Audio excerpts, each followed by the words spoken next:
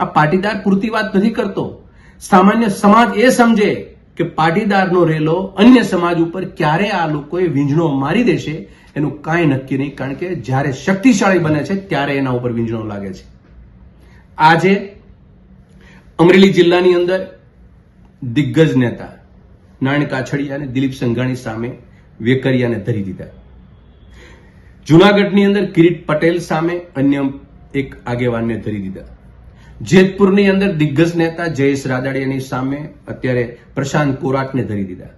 વિરમગામની અંદર ધારાસભ્ય શ્રી હાર્દિક પટેલની સામે વરુણ પટેલને ધરી દીધા. તમે જુઓ ભારતીય જનતા પાર્ટીની મનસા કેટલી મેલી છે કે ભદ્ર સમાજને તોડવા માટે એના જ સમાજના આગેવાનોને સામે મૂકી અને સમાજને પૂરો કરી નાખો. આ સમાજને પૂરો કરવાની માનસિકતાથી અન્ય સમાજે પણ ચેતવાની જરૂર છે.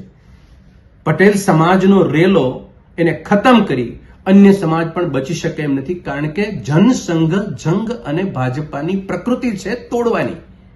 આ તોડવાની ભૂમિકામાં આગળ વધી રહ્યા છે તમામ સમાજે. ગુજરાતનો ભદ્ર સમાજ, નાનો સમાજ, મોટો સમાજ કે પછી અન્ય કોઈ વ્યક્તિ, તમામની માટે આ લાલ બત્તી બરાબર આ પરિસ્થિતિ રાજકીય રીતે ગુજરાતમાં બની રહી છે.